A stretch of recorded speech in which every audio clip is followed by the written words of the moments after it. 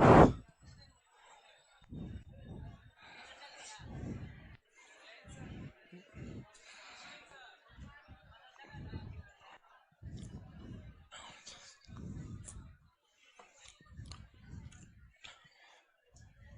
Morning class. आज गर्मी ज्यादा लग रहा है क्या जी?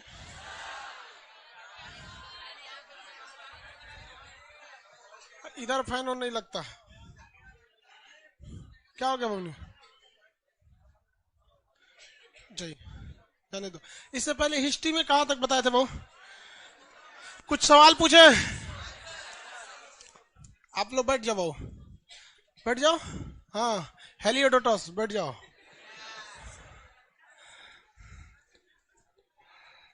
देखिए मटेरियल एक आदमी कुछ सवाल पूछते हैं, लाइव वाले सब लोग से सवाल पूछा जाए।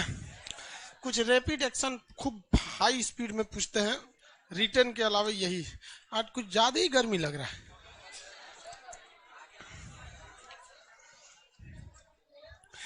एग्जॉस्ट बंद किए लोग क्या? अरे चालू करो यार, तुम लोग सब चालू कराइए। तब वही हम करें, गर्मी क्यों लग रहा है? उधर चालू करो साइड वाला बेवकूफ। हाँ, सारा का सारा एग्जॉस्ट चालू करो। हाँ, एसी भी चला दो।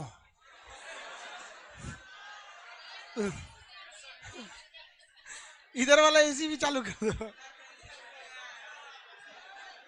बस बस अब कंट्रोल हो जाएगा, 10 मिनट में कंट्रोल हो जाएगा। एसी चालू हो गया। चलो भाई, अब क्वेश्चन बताइए आप लोग। कहां तक बताए थे हम? हसीन मसूद शाह के बारे में बताई दिए थे।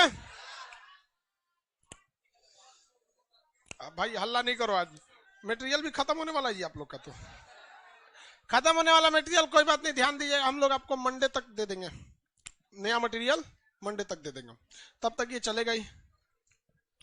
सुंग वंश बढ़ाते थे। हाँ, मगध पर शासन करने वाला गैर क्षेत्रीय राजवंश पुष्यमित्र सुंग कौन सी जाति का था?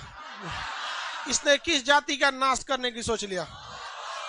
दो बौद्ध स्तूप जिसका इसने रिकंस्ट्रक्शन मॉडिफिकेशन। कौन स्तूप? और कौन? बीच में कोई नहीं बोलिएगा। कल नहीं आया था क्या? नहीं आए थे? कल आए थे कि नहीं? कल बताए थे, ध्यान नहीं दिया तुम। अरे बैठ जा बैठ जा, ध्यान किधर दिया था तब? दो दो स्तूप, चले ध्यान से समझिए। सांची और अरहुत, भरहुत, अरहुत नहीं भरहुत, भरहुत अभिलेख, भरहुत अभिलेख। इसमें र ऊपर रहेगा। देखो भाई, जिसको जहां र लगाना है वहां लगा लो लोग, हमको कोई ऐतराज नहीं है। जिधर जितना र लगाना है लगा लो, पूरी स्वतंत्रता है। स्वतंत्र देश में आप रहते हैं, जितना लगाना है र लगाइए। भरहुत अभिलेख मध्य प्रदेश के सतना में है, मध्य प्रदेश में। और ये सांची स्तूप भी मध्य प्रदेश। सबसे बड़ा स्तूप कौन सा है? बट शांति स्तूप में तो ऊंचाई पर हो जाएगा, शांति स्तूप यहाँ पहाड़ पर ही है वो। आगे बताएंगे।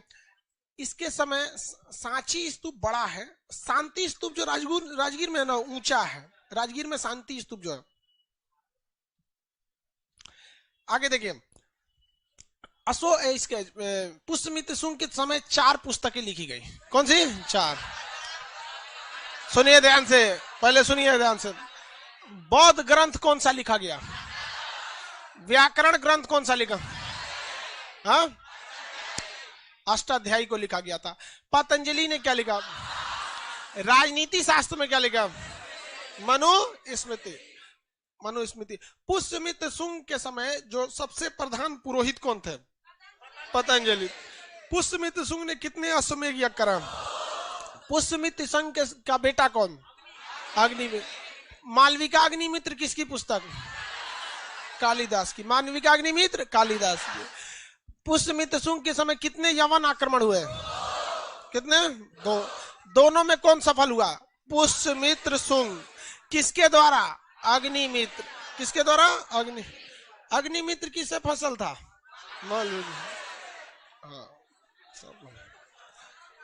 हाँ हाँ भाई। पुष्यमित्र सुंग किससे हार गया था? खारबेल। कलिंग राजा खारबेल। पुष्यमित्र शुंग की तरफ से बता ही दिए थे। पुष्यमित्र शुंग के समय वह कौन सा यवन आक्रमणकारी था जो बौद्ध धर्म अपना लिया? मियांडर। कौन था? मियांडर को बौद्ध धर्म की शिक्षा किसने दिया? मियांडर की बौद्ध धर्म की शिक्षा नक्स। ये किस पुस्तक में जानकारी है? मिलिंद पनोह। मिलिंद पनोह। समझ में आ रहा है कि नहीं आ रहा? चश्मा बहुत ध्यान से लिख रहे हो, खड़ा हो जाओ। हैंडीकैप में है, बैठ जाइए। तो आप लोग आगे वाले सीट पर नहीं बैठने दिए लोग उसको। आई हैंडीकैप लोग का सीट अगर आप लोग मारते हैं ना भैया, हम देख लो हैंडीकैप बना देंगे हम। आगे इसमें सब हैंडीकैप है, सब की नहीं? सब लोग है ना? हैंडीकैप वाला सबको बैठा ले जाएगा। आप इसमें कोई ऐसा फर्जी नहीं है? चलो ठीक। नहीं, कुछ को सीट नहीं मिलता है तो झूठों ने कहता है कि हम हैंडीकैप है। गलत बात है, ये सब चीज नहीं करिएगा। चलिए बैठ, ध्यान दीजिए। यहाँ पे ज्यादा लिखने पे ध्यान नहीं दीजिए। बगल में उसका छुटुआ नहीं है, आज भाग गया हूँ। भाग गया हूँ। चलिए अब थोड़ा सा आगे बढ़ते हैं हम लोग। पुष्यमित्र शुंग के बाद में अब उसके बाद कौन सा वंश आएगा भाई? कर्ण वंश के बाद सातवाहन। इस सब की हम लोग थोड़ा सा चर्चा कर लेते हैं, फिर आगे बढ़ेंगे। अभी तो शुंग वंश खत्म ही नहीं हुआ था। मगध पर शासन करने वाला गैर क्षेत्रीय राजवंश को था शुंग। इसकी मेन दिलचस्पी कहाँ थी? मध्य प्रदेश के पास। शुंग वंश का ही एक शासक था जिसका नाम था भागभद्र। क्या नाम था? भागभद्र। शुंग वंश का शासक भागभद्र के समय एक यवन से दूत आया था। यवन से दूत आया, उस दूत का नाम था हेलियोडोटस। यवन दूत का नाम हेलियोडोटस। हेलियोडोटस ने बौद्ध धर्म ना अपना के कौन सा धर्म अपना? भागवत धर्म। भागवत धर्म में किस भगवान की पूजा? विष्णु भगवान में। किस भगवान की पूजा? विष्णु भगवान। विष्णु भगवान का सवारी कौन है? गरुड़। विष्णु भगवान का शरीर गरुड़ उन्हीं का ना सवारी है जी, विष्णु भगवान का। तो विष्णु भगवान का सवारी गरुड़ है। तो वो हेलियोडोटस जो आया था ना, वो जब भागवत धर्म को अपनाया तो विष्णु भगवान के बारे में बहुत पढ़ा। अब विष्णु भगवान बहुत सीधा वाला आदमी थे, बहुत मतलब शालीन टाइप, समझता। हर भगवान, शंकर जी भी तो सीधे थे लेकिन घुसियाते थे तो फिर किसी को नहीं समझते थे। तो विष्णु भगवान बड़ा सीधा सा टाइप के। तो वो विष्णु भगवान से बहुत प्रेरित हुआ और एक अभिलेख बनवाया। क्या बनवाया? अभिलेख। पिलर टाइप का अभिलेख बनवाया, उसके ऊपर गरुड़ का फोटो लगा दिया। क्या है? गरुड़। और वो अभिलेख का नाम होगा गरुड़ ध्वज अभिलेख। कौन सा अभिलेख? गरुड़ ध्वज। गरुड़ ध्वज अभिलेख मध्य प्रदेश के विदिशा में। कहां पर है? मध्य प्रदेश के विदिशा। मध्य प्रदेश में है, वहां पे सांची के पास है। जहां सांची है ना, बस उसी के पास। नक्शा में जब मध्य प्रदेश पढ़ाएंगे तो आपको विदिशा दिखा देते हैं। वहां ये बात बताएंगे आपको कि यहाँ गरुड़ ध्वज का, हेलियोडोटस का गरुड़ ध्वज अभिलेख है। तो किस अभिलेख से हमें भागवत धर्म की जानकारी मिलती है? गरुड़ ध्वज अभिलेख। गरुड़ ध्वज अभिलेख किसका है? हेलियोडोटस। भागवत धर्म में किस भगवान की पूजा? विष्णु भगवान की पूजा ज्यादा होती है। किस भगवान की होती है? विष्णु भगवान। किसी को कोई दिक्कत नहीं है। अब ये वंश बहुत ठीक ठाक चल रहा था, लेकिन किसी भी वंश में सब राजा तो अच्छे होते नहीं है। सब राजा अच्छे होते हैं? नहीं होते। अब इसी में थे इसका सेनापति वासुदेव। उन्होंने भी क्या कर दिया? टपका दिया। वासुदेव ने भी क्या कर दिया? टपका दिया। और कौन सा वंश की स्थापना कर रहे? कर्ण वंश। कौन सा वंश? कर्ण वंश। ये वंश की यही खराबी रही थी। हसीन मसूक सा से देखेंगे सब में एक ही पैटर्न चल रहा है। हसीन मसूक सा, बस एक ही ऐसा था जिसको मारा किसने था? चंद्रगुप्त मौर्य ने। वो उसका सेनापति वगैरह कुछ भी नहीं था। सेनापति वगैरह कुछ भी नहीं था। चाहे वो हरियंक वंश, शिशुनाग वंश, नंद वंश, शुंग वंश। अब हम लोग शुंग वंश को देख लिया। शुंग वंश के बाद कौन सा वंश आएगा? कर्ण वंश। ये कोई बहुत बड़ा वंश नहीं था, वासुदेव संस्थापक थे। कर्ण वंश, इसके बारे में बहुत नए बराबर क्वेश्चन पूछता है। संस्थापक कौन थे? वासुदेव। वासुदेव। यहाँ पे बहुत बड़ा वंश नहीं, 4-5 गो मुख्य राजा हुए, सब वो हो गया। शुंग वंश में कुछ मिसप्रिंट वगैरह नहीं है, तो फिर हम सातवाहन पे चलेंगे। एक बार मिला लेते हैं लोग शुंग वंश को। शुंग वंश के संस्थापक वगैरह बता दिए ना। गरुड़ ध्वज अभिलेख किसका है? हेलियोडोटस। इस वंश के अंतिम शासक देवभूति की हत्या किसने कर दी थी? वासुदेव। देवभूति की हत्या किसने किया? वासुदेव। और वासुदेव ने कौन सी वंश की स्थापना कर दी? कर्ण वंश। किस वंश का? कर्ण वंश। किस वंश का? कर्ण वंश। अब एक चीज ध्यान से समझते हैं हम लोग। एक काम करते हैं, पहले सारे वंश का बताइए। हरियक वंश के संस्थापक बिंबिसार। शिशुनाग के संस्थापक नंद वंश के महापद। मौर्य वंश के शुंग वंश के कर्ण वंश के वासुदेव। कर्ण वंश के वासु।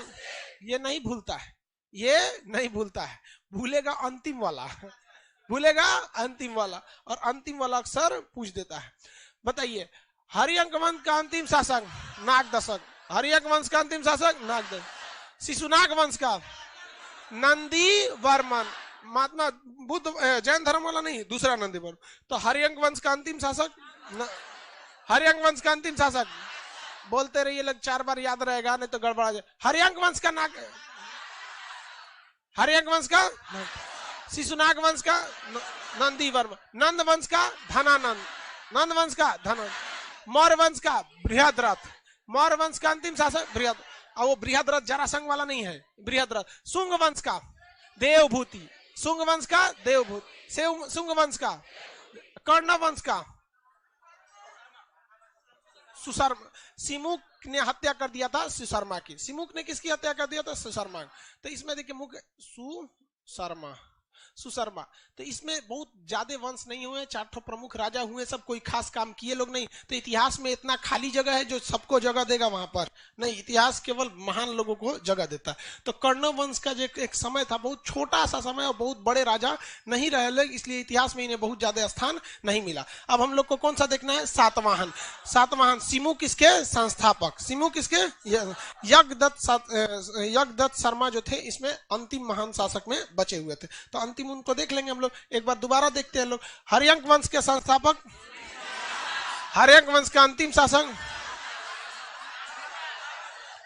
यार सुनिए ध्यान से, हम वंश बोलेंगे, आप पहले उसके संस्थापक, उसके बाद क्या जी? अंतिम शासक। चलिए देखिए ध्यान से, हरियंक वंश के संस्थापक, हरियंक वंश के संस्थापक बिंबिसार। अंतिम शासक हरियंक वंश का मतलब उसके बाद शिशुनाग वंश के संस्थापक, हाँ, अंतिम शासक नंद वंश के संस्थापक महापदम नंद, अंतिम शासक नंद धनानंद। मौर्य वंश के संस्थापक चंद्रगुप्त मौर्य, अंतिम शासक बृहद्रथ। शुंग वंश के संस्थापक पुष्यमित्र शुंग, अंतिम शासक देवभूति, अंतिम शासक देवभूति, अंतिम शासक देवभूति। कर्ण वंश के संस्थापक अंतिम शासक कौन थे? सुशर्मा। सातवाहन के संस्थापक सिमुक, सातवाहन के संस्थापक सिमुक, सातवाहन के संस्थापक सिमुक। किसी को कोई दिक्कत नहीं है? सातवाहन के संस्थापक सिमुक थे। आगे बढ़ जाते, किसी को कोई दिक्कत नहीं? सातवाहन के बारे में। कर्ण में ज्यादा पढ़ना है, कोई मतलब नहीं बनता है पढ़ने के लिए। अगर इतिहास पढ़ने बैठिएगा तो भी तो पढ़ते ही रह जाइएगा, इतना इस सब का कोई महत्व नहीं है, तो इसको कौन ध्यान देता है।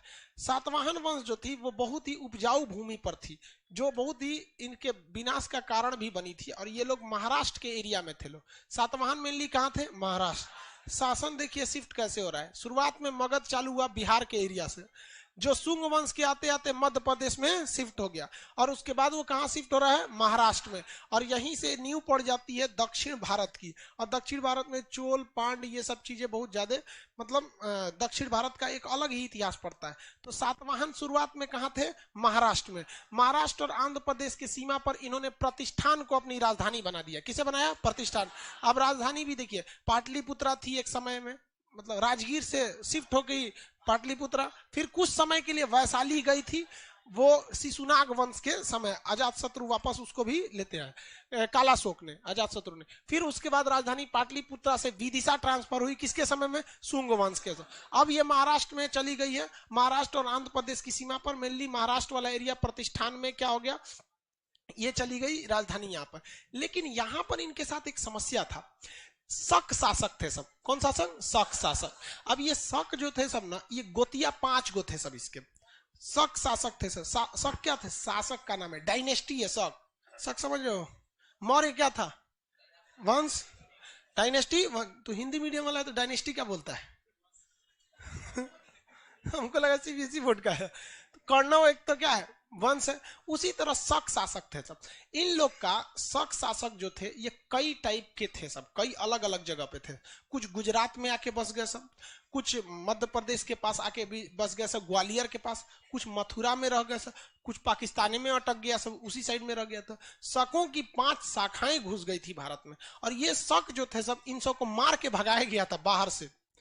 मध्य एशिया से। तब ये सब आश्रय ढूंढ रहे थे सब, और ये सबको लग गया कि अगर बहुत ज्यादा समय अगर हम गंवा देंगे आश्रय ढूंढने में ही, कहाँ हमारा शासन रहे कहाँ कुछ भी रहे, तो फिर ये दिक्कत हो जाएगा। हमको किसी न किसी छोटे मोटे राजा को मार और के उसका जगह को कब्जा करना जरूरी है। तो बताइए सातवाहन का जो समाज था, सातवाहन, इनका सबसे बड़ा खतरा किससे था? शक।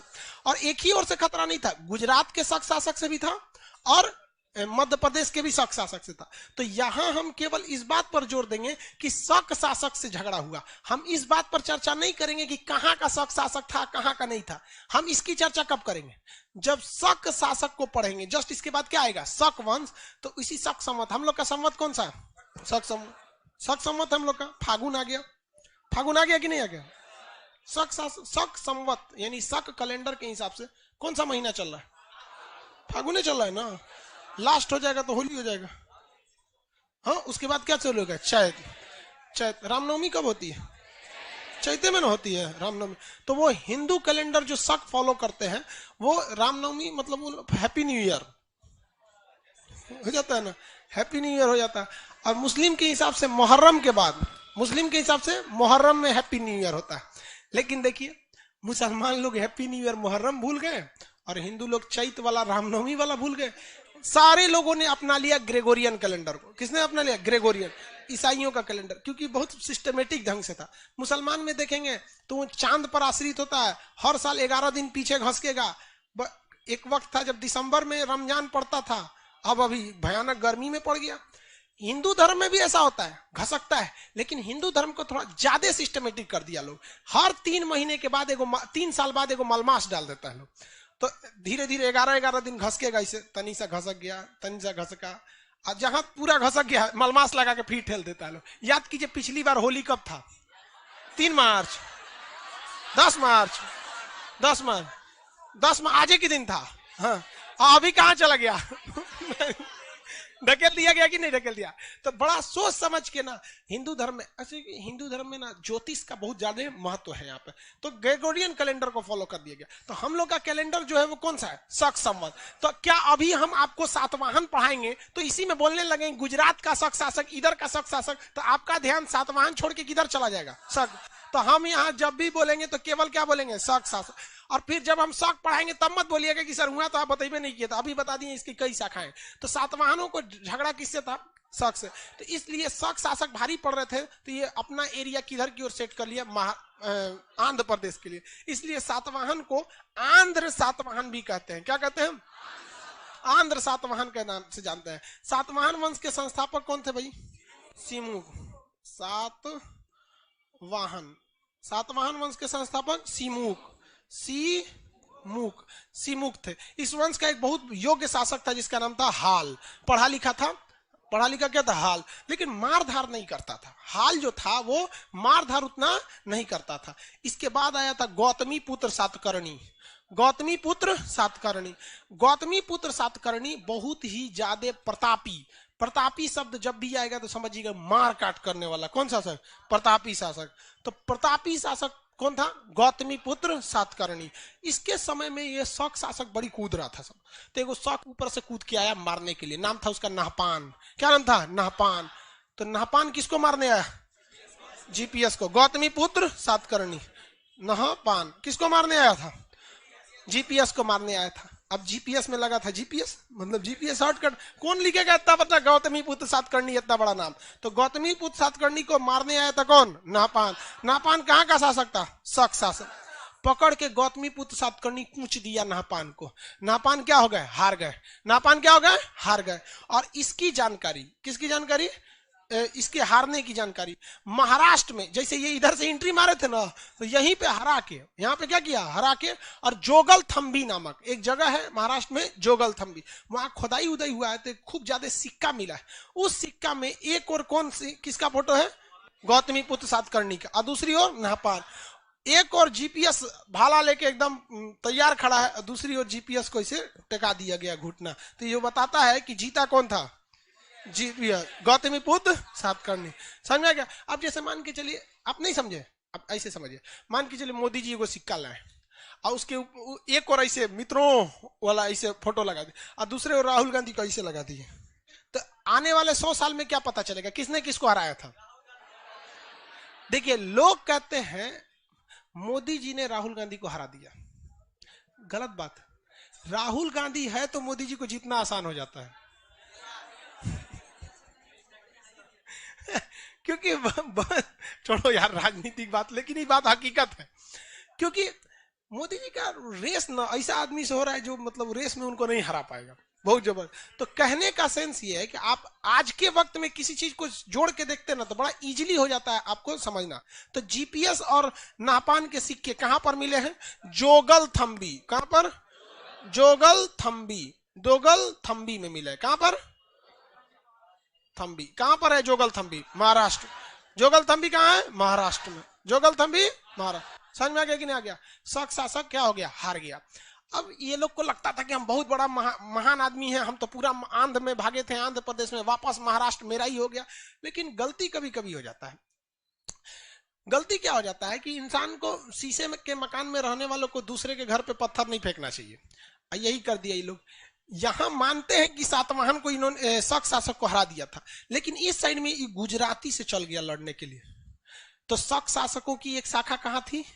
गुजरात। शक शासक की एक शाखा कहां थी? गुजरात। और गुजरात वाला शक शासक इन वाले शक शासकों से थोड़ा सा ज्यादा योग्य था, श्रेष्ठ था। इन लोग को उधर नहीं जाना चाहिए था। और उसपे से जो यहां गया था गुजरात साइड में, सातवाहन वंश का वह शासक जो इस साइड में एंट्री मारने की कोशिश कर रहा था, उसका नाम था वशिष्ठी पुत्र पुल्लुमावी।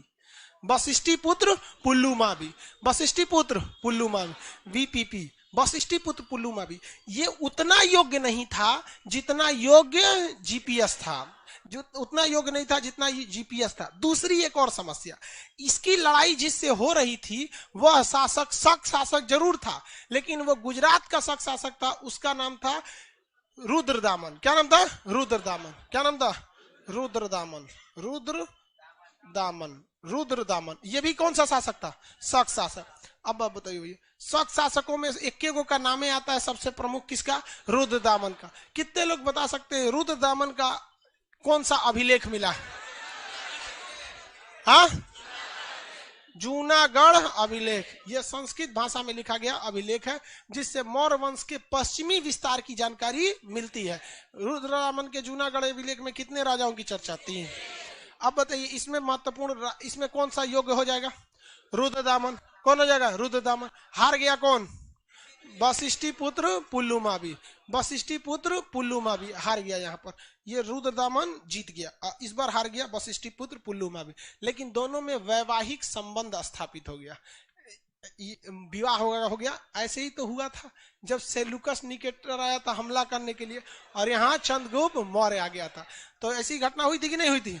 तो दोनों में क्या हो गया? वैवाहिक संबंध हो गया। अब तो ये जो लड़ने आए थे, अब ये लोग समधी हो गया लोग, अब लड़ाई उड़ाई खत्म हो गया। यहाँ पर इस वंश में बहुत ज्यादा योग्य शासक नहीं हुए।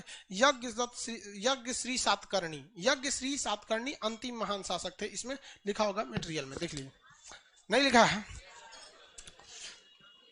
यज्ञ श्री सातकर्णी थे इस वंश के अंतिम शासक, यज्ञ श्री सातकर्णी थे। ठीक है, तो इसको यज्ञ श्री सातकर्णी को भी शॉर्टकट में कुछ लिखिए देता आदमी।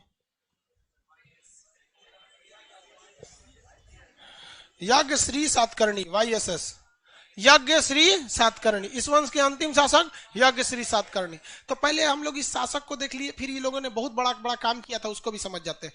बताएंगे इधर ध्यान से। सातवाहन वंश के संस्थापक सिमुक था भाई। सातवाहन वंश के संस्थापक सिमुक किसको मार के बना था? हाँ, सुशर्मा को। किसको मारा था?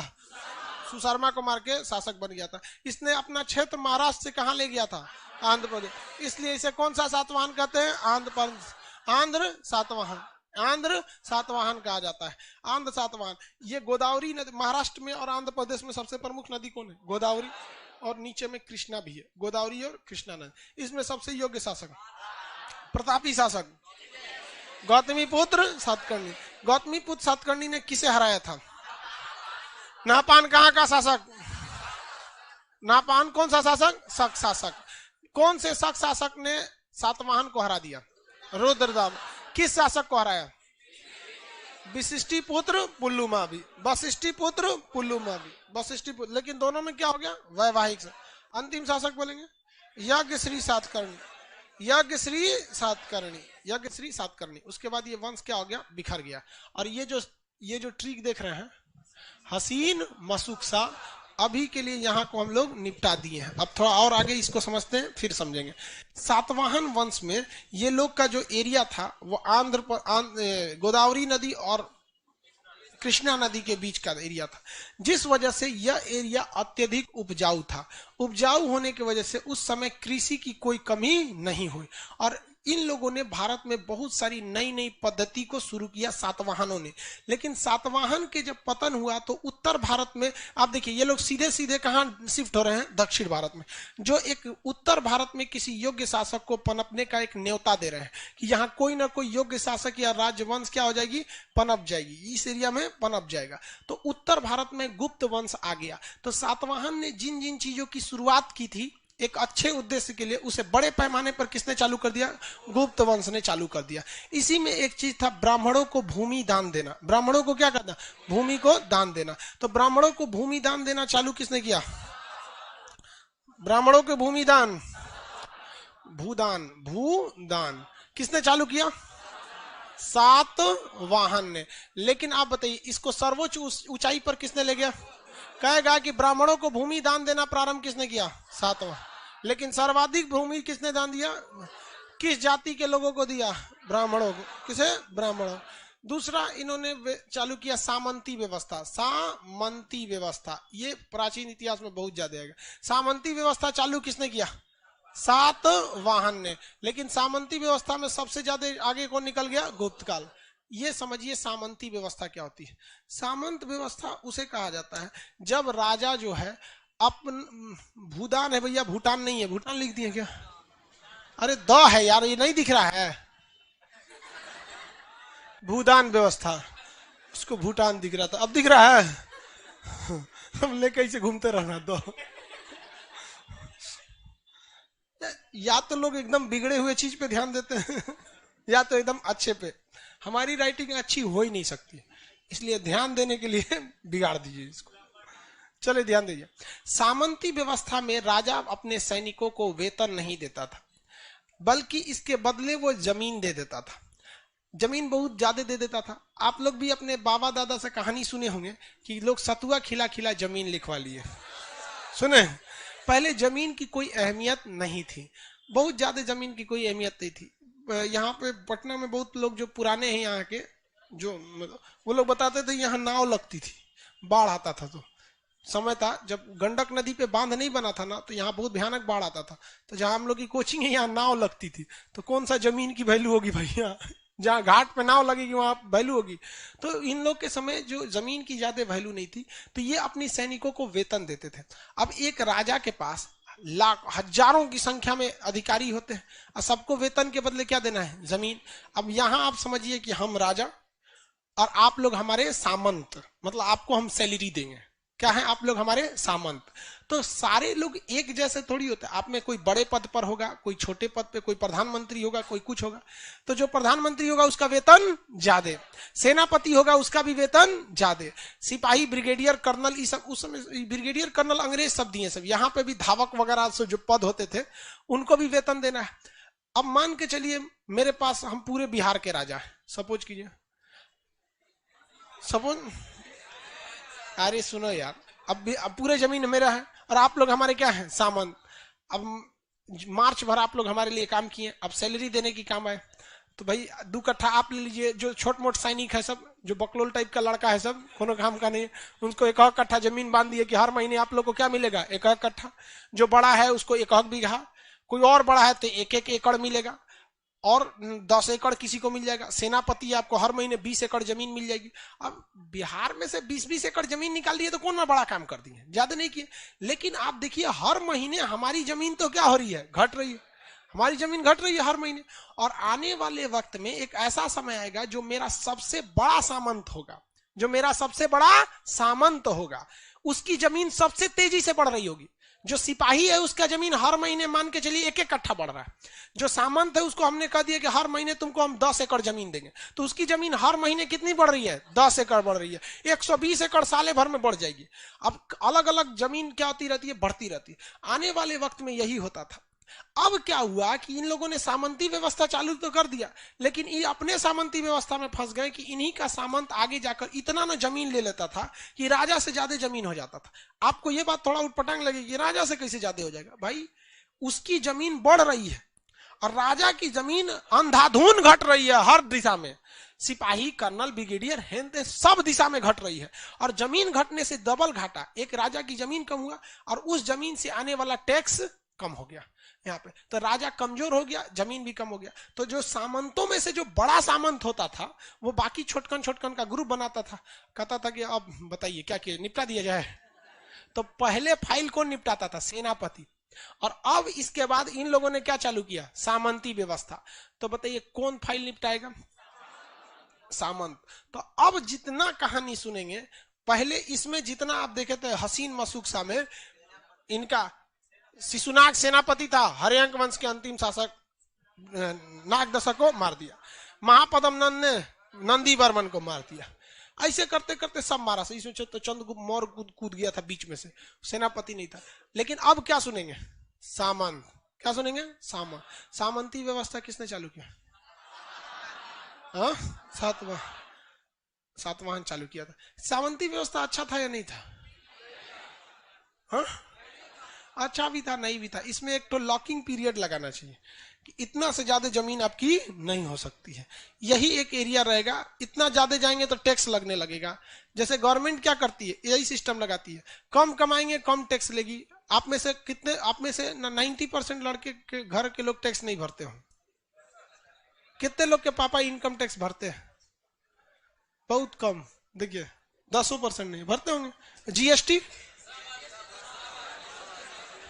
अरे डायरेक्ट आप जीएसटी नहीं, जीएसटी नंबर कितने लोग के पास है? बस इतने लोग के पास। जिसके पास जीएसटी नंबर है वो जेन्युइन समझिए गवर्नमेंट के पास भर रहा है, और जिसके पास जीएसटी नंबर नहीं है, जैसे आप हमारे पास एडमिशन देते हैं, आपके रसीद के ऊपर जो जीएसटी हम जमा करते हैं तो मेरे नाम से जा रहा है ना, भले आप दे रहे हैं। तो टैक्स वगैरह को भी रखना चाहिए। गवर्नमेंट क्या करती है, लाइव वाला कर रहे हैं हम लोग के यहाँ ज्यादा टैक्स दिए, हाँ भाई लाइव वाला में, अरे ज्यादा क्या दोगे? ज्यादा कमाएंगे तो टैक्स क्या लगेगा? ज्यादा, कम कमाएंगे तो कम। लेकिन यहाँ सामंती में ऐसी कोई व्यवस्था नहीं थी।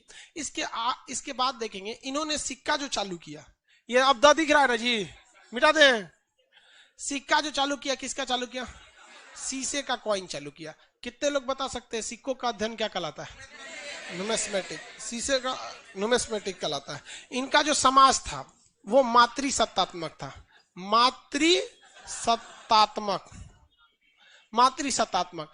भारत में 3 ही जगह आपको मातृसत्तात्मक देखने को मिलेगा, यहीं पे निपटा लीजिए। सबसे पहले आपको मिलेगा सिंधु सभ्यता, लेकिन क्या इसका साक्ष्य है?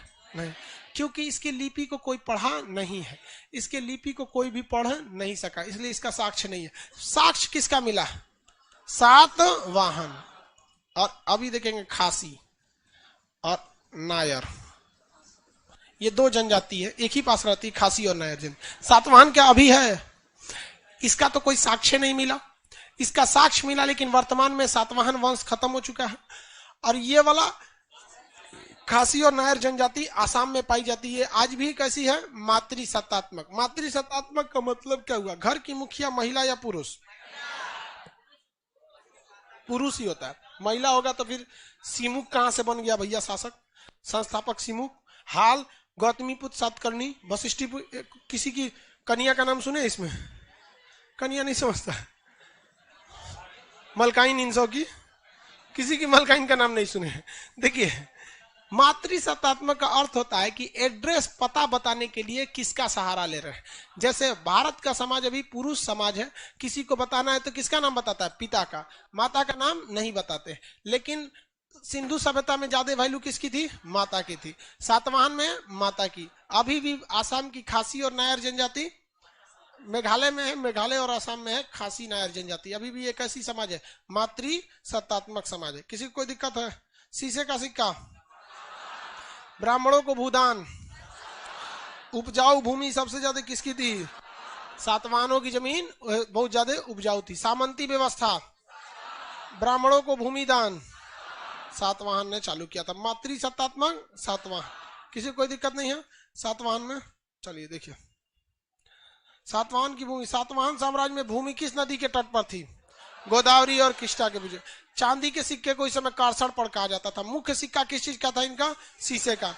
माता का नाम लिखा जाता था, जो क्या बताता था कि भैया ये क्या है? मातृ सत्ता। वेतन के बदले भूमि की व्यवस्था को क्या कहा गया?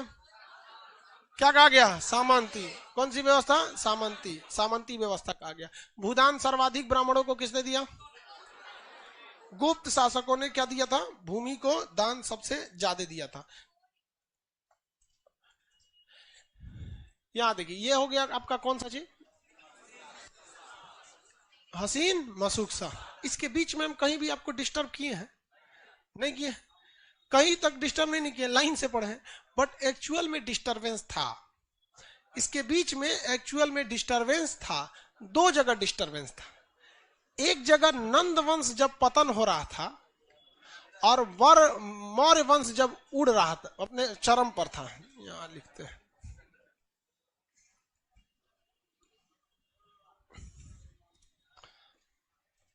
हसीन मसूक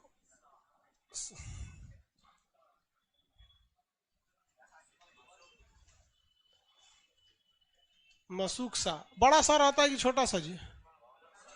कोनो डाल देते हैं, 100 होता है। कोनो 100 है वो। जब नंद वंश क्या हो रहा था? पतन हो रहा था, और मौर्य वंश का उत्थान हो रहा था। तो इस बीच एक यवन आक्रमण हुआ। कौन? सिकंदर। यहाँ पे क्या हुआ? सिकंदर। देखिए, सिकंदर तो नंद वंश के समय था, और यहाँ पर सेल्यूकस। बट ये लोग बहुत ज्यादा डिस्टरबेंस नहीं किए। क्यों?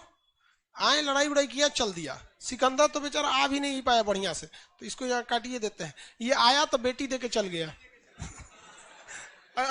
ऐसा राजा आए तो बढ़िया है। हम तो कहते हैं ये टॉपिक खास करके हमको पढ़ाना चाहिए इमरान खान को। क्या पता वो बेचारा लड़ाई करता है। आगे आप समझदार हैं। आप लोग तैयार है कि नहीं?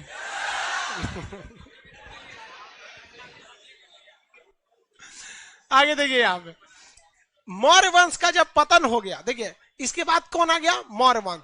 इसके बाद जो ये वंश आए हैं सब, शिशुनाग वंश, शुंग वंश, कर्ण वंश, सातवाहन वंश। इसी बीच में भारत पर आक्रमण भी हुए। इस बीच में भारत में आक्रमण भी हुए। लेकिन हुआ क्या कि शिशुनाग जो शुंग वंश था, इसने राजधानी अपनी किधर लेके चला गया? विदिशा को लेके चला गया। कहां लेके चला गया? विदिशा। मगध से उठा के कहां ले गया? विदिशा में। जबकि राजधानी के दूर होने की वजह से ये एरिया अशांत हो गया था। जबकि आप हरियंक वंश के समय से भी देखेंगे, या उधर से भी, जब यहाँ नंदों की फौज थी, धनानंद की, तो सिकंदर इधर से इधर एंट्री मार रहा था। तो ये एरिया थोड़ा सा खाली मिल गया। इसलिए मौर्य वंश के पतन के बाद एक तो यहाँ का पैसा, फौज दोनों ही लड़खड़ा गया। और जो शुंग वंश आया था, वो शुंग वंश किधर की ओर ज्यादा लग गया? मध्य प्रदेश के। और इस एरिया में कई आक्रमण हुए। इंडो ग्रीक आ गए सब। इस एरिया में कौन आ गया सर? Indo Greek. ग्रीक तो थे सब, बट इंडो इसलिए कहा गया, ससुरा बस गया सब यहाँ के। शक शासक आ गए सब। इसी एरिया से कौन एंट्री मार दिया सर? शक शासक। तभी ना शक एंट्री मारा होगा, तब यहाँ पे सातवाहन से झगड़ा हुआ है, नाहपान और ये रुद्रदामन का। इसी बीच कौन एंट्री मारे हैं सर? शक शासक।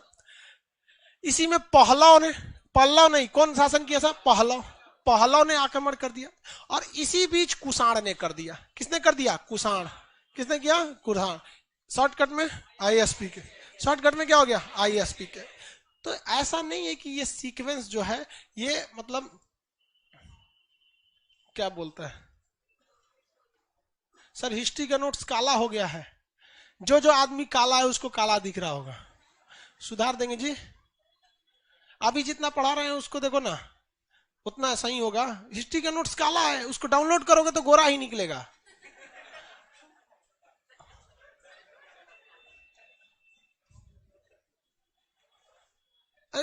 दिखने में बस काला है, लेकिन दिल वाला है। जितने लोग के एप्लीकेशन पे पीडीएफ काला दिख रहा है, उसका एक पेज आप प्रिंट करा के देखिएगा, गोरा निकलेगा एकदम। अब गड़बड़ हो गया फाइल थोड़ा सा। तो मौर्य वंश की स्थापना के बाद कितने वंश देखेंगे? 4। कौन कौन? आईएसपी के, आईएसपी के। इसमें दो ही फेमस रह जाएंगे सब। एक शक शासक में भी रुद्रदामन उतना फेमस नहीं हो जाएगा। इंडो ग्रीक किसी काम के नहीं रह जाएंगे। पहला हम पढ़ाई नहीं करेंगे, खाली छोड़ देंगे बोल के। पहला हम बोल देंगे बस यहाँ पर, लेकिन पहला वंश जरूरी रहेगा बस इसलिए कि पहला वंश के समय ही ईसाई धर्म का प्रचार भारत में स्टार्ट हो गया था। और इसमें सबसे फेमस आएगा कुषाण। कौन था? कुषाण। और कुषाण शासक जो थे ये भारत के थे कि विदेश के? नमो ससुरन का जब था। कुडुल कडफिसस, विम कडफिसस। तो यहाँ के राजा देखा कि हम लोग को तो कोई स्वीकार ही नहीं करता है। कुडुल कडफिसस, हम मान के चले कोई मास्टर साहब आ जाए, गुड मॉर्निंग मैं कुडुल कडफिसस, कैसा लगेगा? कहां से है? तो विम कडफिसस। तो इसके तीसरा का राजा सोचा कि ऐसा नहीं, भारतीय नाम रखते हैं। तो उसने अपना नाम रख दिया कनिष्क। क्या नाम रख दिया? कनिष्क। अब लगने लगा भारत का है। लेकिन वो भी कहां का था? विदेशे का था। द्वितीय अशोक किसे कहते हैं? कनिष्क। इसीलिए ना इसने चौथी बौद्ध संगीति कश्मीर के कुंडलवन में किया था। याद है कि नहीं? कुछ समझ में आ रहा है? तो हिस्ट्री एक दूसरे में सीक्वेंस में है, बहुत ज्यादा तब नहीं है, सीक्वेंस में है। सोचिए ना, एक के ट्रिक के पास हम लोग पिछले 15 दिन से घूम रहे हैं। लोग घूम रहे हैं कि नहीं? अब इसमें आप इसी के बीच सिकंदर देख लिए, यहाँ ये भी देख लिए, और यहाँ आईएसपी के। तो ये जो मगध के स्थापना से पूर्व, मौर्य वंश के स्थापना से पूर्व विदेशी आक्रमण में 3 गो याद रखेंगे। मौर्य वंश की स्थापना से पूर्व विदेशी आक्रमण में 3 गो। एक तो हमने बता दिया सिकंदर, एक बता दिए सेल्यूकस निकेटर, एक आप बताइए। ईरान का हखमनी वंश का शासक डेरियस प्रथम। डेरियस प्रथम, जिसे क्या कहा गया? दाएं बाहु। क्या कहा गया? दाएं बाहु। क्या कहा गया? दाएं बाहु। किसी को दिक्कत नहीं ना? कोई दिक्कत नहीं। तो मौर्य वंश की स्थापना से पूर्व कितने आक्रमण? अब मौर्य वंश की स्थापना के बाद, अच्छा, तो इसे कहेगा मौर्योत्तर काल। मौर्य काल खत्म हो गया, मौर्योत्तर काल पर भारत पर कितने आक्रमण? क्वेश्चन पूछेगा, इनमें से कौन सा आक्रमण मौर्योत्तर काल का नहीं था? Indo Greek, Kushan, Pahlava, Hakhamani. ये कब था? मौर्य वंश की स्थापना से पूर्व। तो आपको मौर्य वंश की स्थापना से पूर्व पूछे, चाहे मौर्य वंश की स्थापना के बाद पूछे, आप आक्रमण बता सकते हैं। आईएसपीके में आपको मेन पढ़ना कौन सा है? कुषाण। और किसको? शक। कुषाण और शक। बाकी के शक थोड़ा सा है, और ज्यादा किसके बारे में पढ़ना है? कुषाण। और कुषाण में भी ज्यादा नहीं पढ़ना है। कुडुल कडफिसस और विम कडफिसस, मेरे ख्याल से आप में से बहुत लोग पहली बार नाम सुन रहे होंगे। मेन पढ़ना किसको है? कनिष्क को। कनिष्क जो है वो कई वजह से पढ़ना है। एक योग्य शासक था, बौद्ध धर्म का उसके समय विभाजन हो गया, द्वितीय अशोक कहा जाता था, इस वजह से हो गया। तो अब हिस्ट्री में थोड़ा बहुत समझ में आ रहा है कि नहीं आ रहा है? कमांड वगैरह। बाकी आज के लिए इतना ही, आगे बाकी के चीजों को कल करेंगे। ये किसका है जी? कल क्या चीज है?